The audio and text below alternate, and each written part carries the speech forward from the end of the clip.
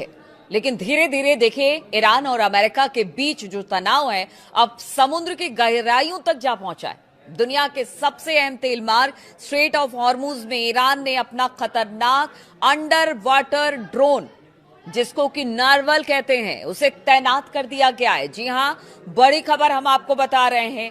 और ये एक ऑटोनॉमस अंडर वाटर ड्रोन है और किस तरह से काम करता है वो भी आपको बताएंगे। तो देखिए एक एक कर ईरान ने जितने खतरनाक वेपन्स है उसको स्ट्रेट ऑफ हॉर्मुज में उतारना शुरू कर दिया है, क्योंकि उससे भी लग रहा है कि कभी भी अमेरिका कोई बड़ा हमला कर सकता है। मैंने मक्खी फ्लीट की बात की थी, डॉल्फिन पनडुब्बियों की बात की थी और अब ये ड्रोन भी सामने आ रहा है। जहां IRGC ने संकेत दिए हैं कि एक चुपचाप हमला करने वाला हथियार है और ये हथियार पारंपरिक नौसैनिक युद्ध की परिभाषा बदल देगा। यानी जितने युद्ध अब तक हुए हैं उसमें ये गेम चेंजर साबित होगा।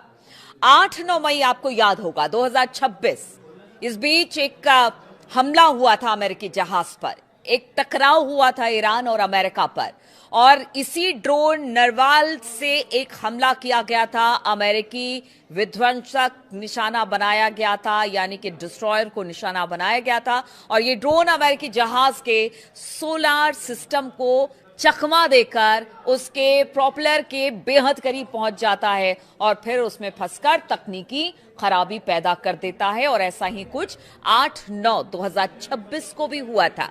इसमें अमेरिकी विध्वंसक को काफी ज्यादा नुकसान पहुंचा था। अमेरिकी सेंट्रल कमांड यानी सेंटकॉम के मुताबिक वे अब ईरानी UUVs का मुकाबला करने के लिए खास माइन क्लियरेंस और ड्रोन हंटर सिस्टम को तैनात कर रहे हैं। तो देखिए तैयारी दोनों तरफ से है, लेकिन इस बार जो ड्रोन ईरान ने लगाया है स्ट्रेट ऑफ हॉर्मुज में वो बता रहा है कि वो गेम चेंजर होगा और अमेरिका के बड़े बड़े डिस्ट्रॉयर खड़े रह जाएंगे और उनको बहुत नुकसान ये ड्रोन पहुंचाने वाला है। ऐसे में अगर स्ट्रेट ऑफ हॉर्मुज में लड़ाई होती है तो ईरान अब धीरे धीरे आगे बढ़ रहा है कि अब लड़ाई तो स्ट्रेट ऑफ हॉर्मुज में होकर रहेगी, मान के चला जा रहा है। हालांकि अमेरिका भी अपनी तरफ से पूरी कोशिश कर रहा है, महाशक्ति है तो कोशिश तो करेगा ही।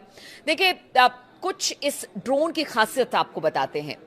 ये चुपचाप ऑपरेशन करता है, यानी कि ये जो ड्रोन है वो लिथियम आयन बैटरी से चलता है, जिसमें इंजन का शोर ना के बराबर होता है और इसकी वजह से अमेरिकी नेवी के जो बड़े बड़े सोनार है उसे पकड़ पाने में विफल रहते हैं, यानी अक्षम रहते हैं, वो नहीं पकड़ पाते इस ड्रोन की, इतनी कम इसकी आवाज होती है। AI पावर्ड है। इन ड्रोन में सिलेक्टिव टारगेटिंग क्षमता है, यानी कि सिविलियन टैंकर को छोड़कर मिलिट्री वेसल और डिस्ट्रॉयर्स को टारगेट करता है ये।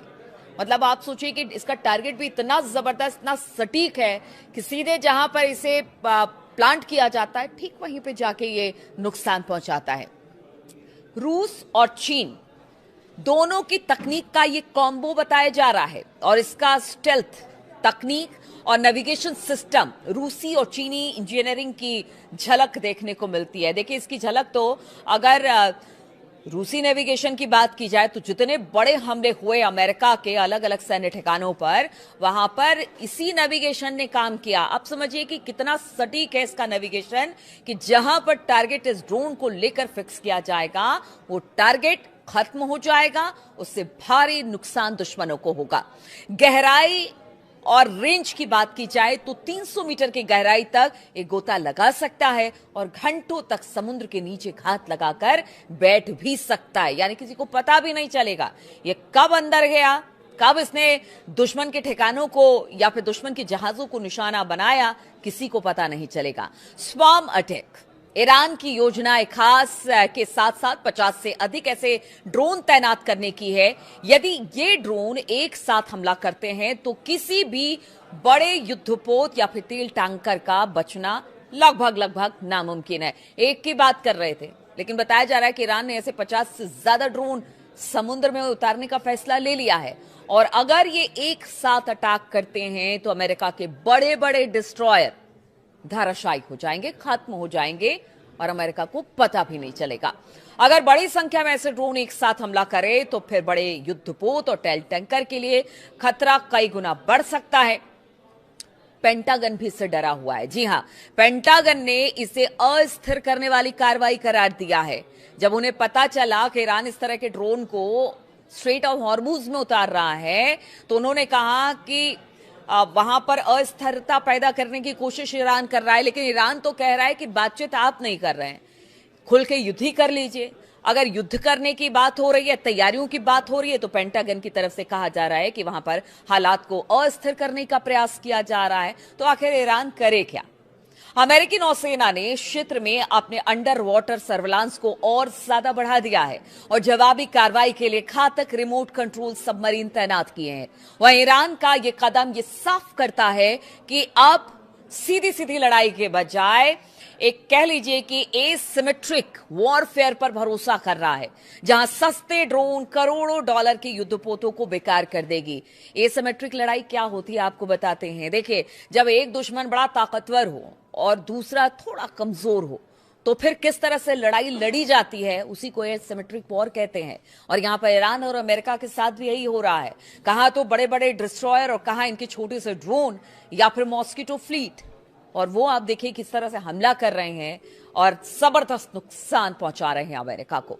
तो आने वाले दिन हॉर्मुज की सुरक्षा के लिहाज से काफी संवेदनशील होने वाले हैं। और ऐसे में अगर एक एक करके हॉर्मुज को सेंटर बनाकर अमेरिका भी अगर यहां पर कुछ भी ऐसा करता है, तो फिर ईरान भी उसके लिए तैयार है। धीरे धीरे करके वो अपने बेड़े में एक के बाद एक, हॉर्मुज में अगर लड़ाई होती है तो उसके लिए उसने पूरी तैयारी कर ली है। हालांकि बताया यह भी जा रहा है, खबर यह भी मतलब निकलकर सामने आई है कि 40 देश जिस तरह से हॉर्मुज से तेल टैंकर नहीं निकल पा रहे हैं, वैसे में बहुत सारे देश ऐसे हैं जिनको इसका खामियाजा भुगतना पड़ रहा है। महंगाई अपने पूरे चरम पर है, हर एक देश ने अलर्ट जारी कर दिया है महंगाई को लेकर। अब ऐसे में 40 देश बताया जा रहा है कि हॉर्मुज की तरफ आगे बढ़ रहे हैं। ऑस्ट्रेलिया ने तो अपना एक डिस्ट्रॉयर देने की बात की है ईरान से लड़ने के लिए, ताकि हॉर्मुज को खुलवाया जा सके।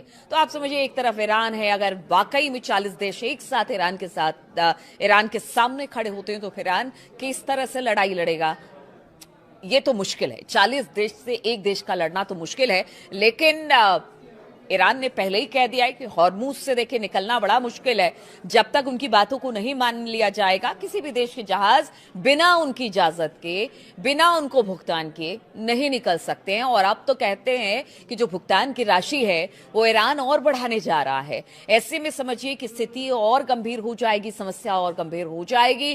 तो अब ईरान की तरफ से भी तैयारी है, लेकिन जो 40 देश की बात हो रही है कि वो 40 देश अब ईरान के खिलाफ लड़ने को हॉर्मुज में तैयार दिखाई दे रहे हैं, वो भी ईरान के लिए अच्छी खबर नहीं है। लेकिन स्ट्रेट ऑफ हॉर्मुज में ईरान की लड़ाई और ईरान का वर्चस्व अगर कायम रखना है, तो फिर उसे अपने जो फ्लीट है, या कह लीजिए कि जो जंगी जहाज हैं या उसके वेपन्स हैं, उसको बढ़ाने की जरूरत है। इसी में ये ड्रोन सामने आया है कि किस तरह से ये ड्रोन बड़े से बड़े जहाज को डिस्ट्रॉय कर सकता है। वो सिर्फ अमेरिका नहीं, अगर 40 देशों में अगर ऑस्ट्रेलिया का डिस्ट्रॉयर भी वहां पर पहुंच रहा है या जहाज पहुंच रहा है, तो उसको भी निशाना बनाया जा सकता है। क्योंकि ईरान ने कह दिया है कि किसी को नहीं छोड़ा जाएगा जब तक उनकी बात नहीं मान ली जाती है। तो अब देखना होगा कि क्या बातचीत का कोई रास्ता निकलता है, या आने वाले 1-2 दिन में कोई बड़ा हमला हो सकता है हॉर्मुज में, ईरान पर या कहीं और।